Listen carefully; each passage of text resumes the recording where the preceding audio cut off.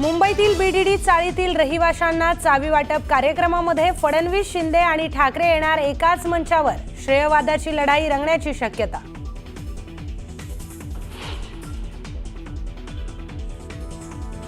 Coastal रोडवरील वॉकवेची मुंबईकरांची प्रतीक्षा संपली. Walkway आणि पादचारी भुयारी मार्गाचं आज सीएम फडणवीसांच्या हस्ते लोकार्पण.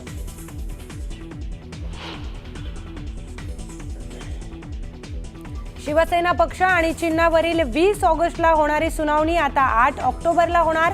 सुनावणी पुढे गेल्यानं ठाकरेंना धक्का.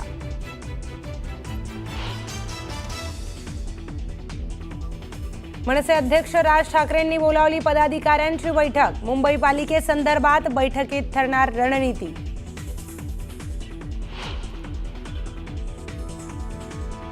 ज्यांनी संघ आणि हिंदुत्व पटलं नाही अशांची आयात वाढली, त्यामुळे संघ प्रदूषित होण्याची शक्यता. गोविंदगिरी महाराजांचं भाजपमधील आयारामांबद्दल मोठं विधान.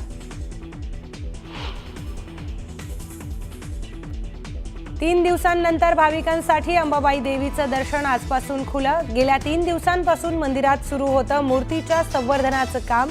दर्शन सुरू झाल्यामुळे भाविकांची पुन्हा मोठी गर्दी.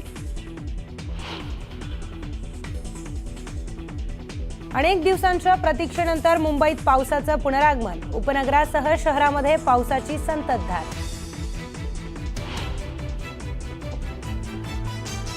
धाराशिवमधील भूम तालुक्यामध्ये मुसळधार पावसाची हजेरी. पावसामुळे चांदणी नदीला पूर, तर अनेक गावांचा संपर्क तुटला.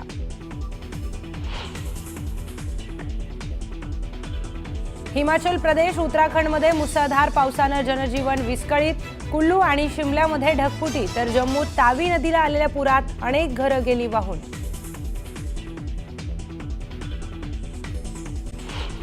कडच्या 50 बातम्या.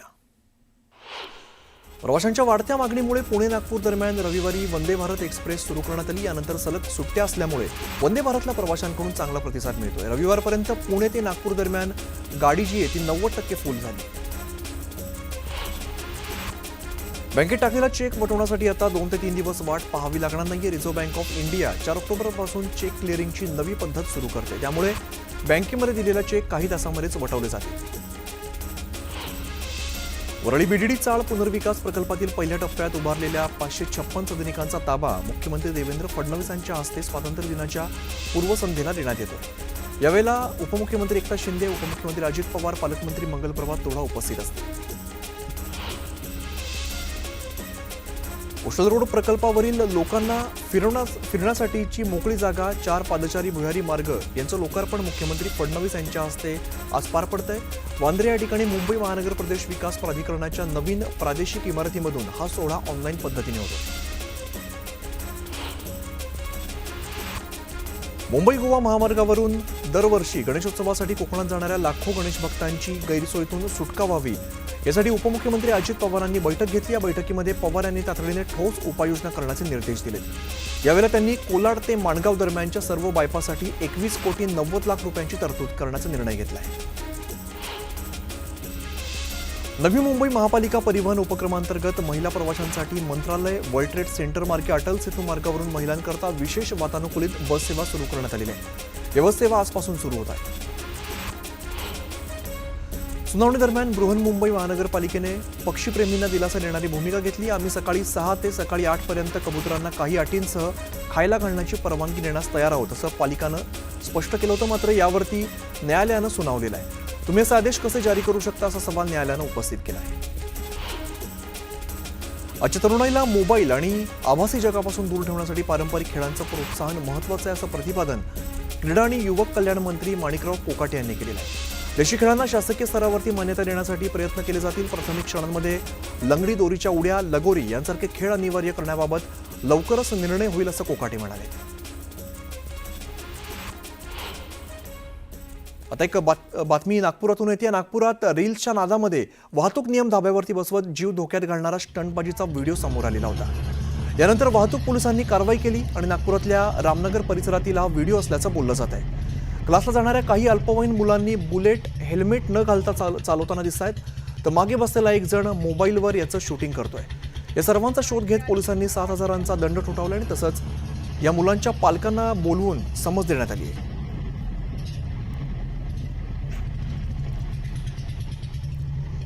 आता बघूया उर्वरित वेगवान बातम्या. धाराशिवच्या भूमवाशी तालुक्यामध्ये जोरदार पाऊस कोसळलाय. मुसळधार पावसामुळे चांदणी नदीला पूर आलाय. कांदलगाव, घारगाव, राजुरीसह 4 ते 5 गावांचा संपर्क तुटलाय. महिनाभराच्या खंडानंतर जळगावात पावसाचं पुनरागमन झालेलं आहे. त्यामुळे शेतकऱ्यांसह नागरिकांना दिलासा मिळालाय. खात्याच्या अंदाजानुसार 14 ते 17 ऑगस्ट दरम्यान जिल्ह्यामध्ये मध्यम स्वरूपाचा पाऊस होण्याची शक्यता आहे. मुंबईतल्या अनेक भागामध्ये मुसळधार पाऊस पडतोय. बोरिवली परिसरात सुद्धा संततधार पाऊस पडतो. त्यामुळे वाहतूक धीम्या गतीने सुरू आहे. अनेक दिवसांच्या खंडानंतर मुंबई शहर आणि उपनगरामध्ये पावसाने हजेरी लावली आहे. पहाटेपासूनच मुंबईमध्ये संततधार पाऊस सुरू आहे. कोल्हापुरात सध्या पावसाचा जोर कमी आलाय. मात्र पश्चिम घाटामध्ये सध्या दाट धुक्याची चादर पाहायला मिळते. या ठिकाणी प्रसिद्ध असलेल्या फोंडा घाटात सुद्धा आल्हाददायक वातावरण आहे. मुंबई वेधशाळेने वर्तवलेल्या अंदाजानुसार नाशिक जिल्ह्यामध्ये पुढील 3 दिवस 1 ते 2 ठिकाणी येलो अलर्ट देण्यात आलेला आहे. मेघगर्जनेसह विजांचा कडकडाट, हलका ते मध्यम पाऊस आणि सोसाट्याचा वारा वेगाने वाहण्याची शक्यता आहे.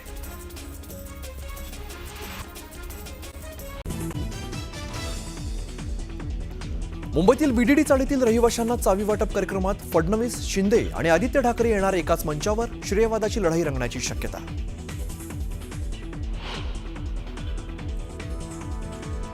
कोस्टल रोडवरील वॉकवेची मुंबईकरांची प्रतीक्षा संपली. वॉकवे आणि पादचारी भुयारी मार्गाचा आज सीएम फडणवीसांच्या हस्ते लोकार्पण.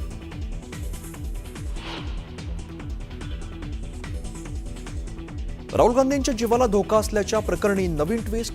वकिलांनी सहमतीशिवायच याचिका दाखल केल्याचं काँग्रेसचं स्पष्टीकरण. पुणे कोर्टातून याचिका घेणार मागे. उद्धव ठाकरेंना महायुतीत स्थान नाही. मुख्यमंत्री फडणवीसांचं नेटवर्क 18च्या कार्यक्रमात मोठं विधान.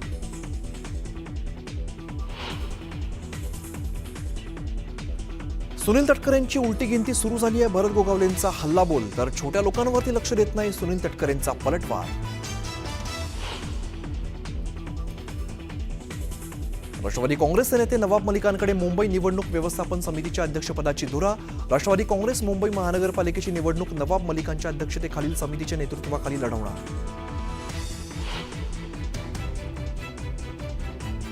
चव्हाण संघटनेच्या पदाधिकाऱ्याला मारहाण करणारे राष्ट्रवादी युवकचे माजी अध्यक्ष सूरज चव्हाण यांच्यावरती नवी जबाबदारी. सूरज चव्हाणांना मिळालं प्रदेश सरचिटणीसपद. नालासोपाऱ्यातील 41 अनधिकृत इमारतींप्रकरणी ईडीकडून मोठी कारवाई. वसई विरार महापालिकेचे माजी आयुक्त अनिल कुमार पवार यांना ईडीकडून अटक.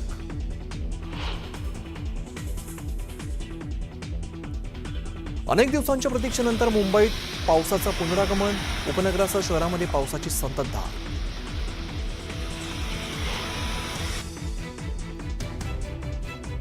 हिमाचल प्रदेश, उत्तराखंडमध्ये मुसळधार पावसाने जनजीवन विस्कळीत. कुलू आणि शिमल्यामध्ये ढगफुटी तर जम्मूत तावी नदीला आलेल्या पुरात अनेक घरं गेली वाहून.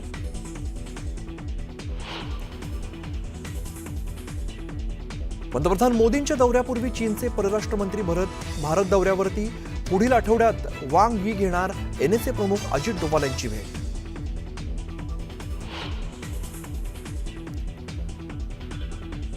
आणि युक्रेनची युद्ध न थांबवल्यास गंभीर परिणामांना तयार रहा. 15 ऑगस्टला होणाऱ्या बैठकीपूर्वी अमेरिकेचे अध्यक्ष ट्रम्प यांची रशियाला धमकी.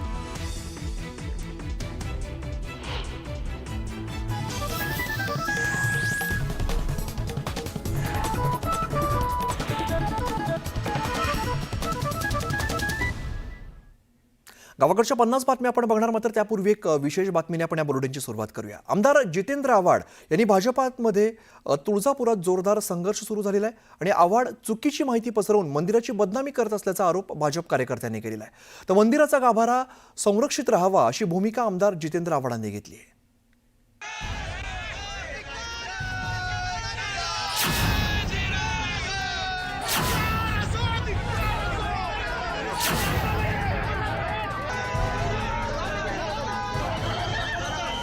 तुळजापूर दौऱ्यावर असताना जितेंद्र आव्हाड आणि भाजप कार्यकर्त्यांमध्ये मंदिराबाहेर वाद झाल्यानं तणाव निर्माण झाला होता. हा वाद कशामुळे निर्माण झाला ते आता पाहूया.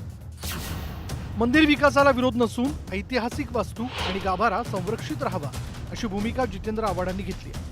मात्र आव्हाडांनी चुकीची माहिती पसरवून मंदिराची बदनामी केल्याचा आरोप भाजप कार्यकर्त्यांनी केला. तुळजाभवानीचं शिखर पाडलं जाणार नाही, गाभाराही पाडला जाणार नाही असं असतानाही जितेंद्र आव्हाड चुकीची माहिती देत असल्याचं भाजपकडून सांगण्यात आलं. मंदिराच्या विकासाला अडथळा निर्माण करण्याचे काम त्यांनी चालू केलेले आहे आणि मंदिराची बदनामी, मंदिराची तलवार केली, त्याचबरोबर मंदिराची मूर्ती हलवणार, शिखर पाडणार, कळस पाडणार अशा वक्तव्य त्यांनी केल्यामुळं त्यांच्यावर तात्काळ फौजदारी स्वरूपाचा गुन्हा दाखल करावा. तुळजाभवानीचं मंदिर पुरातन असल्यानं दगड हटवण्याला आमदार जितेंद्र आव्हाड यांनी विरोध केला.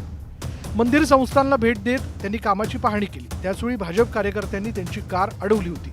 मात्र मंदिराचा दगडही हलू देणार नाही अशी भूमिका जितेंद्र आव्हाड यांनी घेतली आहे. की ज्या गाभाऱ्यात स्वतः छत्रपती शिवाजी महाराज उभे राहिले असतील, मी असं डोळे बंद करतो आणि त्याचा एक असा अनुभव घेत असतो की कसे उभे राहिले असतील, कसे देवीसमोर नतमस्तक झाले असतील. त्याला साक्षीदार कोण आहे? जिवंत साक्षीदार कोणीच नाही आहे, पण तिथला प्रत्येक दगड बोलका आहे. कारण का त्या दगडांनी बघितलं शिवाजी महाराजांना नतमस्तक होताना. आज तो जर दगड बोलायला लागला तर उभ्या महाराष्ट्राच्या डोळ्यात अश्रू येतील. तुळजाभवानी मंदिराच्या विकासात राजकारण करू नये आणि देवीच्या दारात गोंधळ घालू नये अशी अपेक्षा भाविकांनी व्यक्त केली. एकंदरीतच तुळजाभवानीचं मंदिर लाखो भक्तांचं श्रद्धास्थान आहे. त्यामुळे विकास करताना मंदिराचं प्राचीन रूप जपणंही तितकंच गरजेचं आहे. त्यामुळे यावरून राजकारण करून भाविकांना त्रास होणार नाही याची खबरदारी घेणंही तितकंच गरजेचं आहे. बालाजी निरपळ, न्यूज 18 लोकमत, तुळजापूर.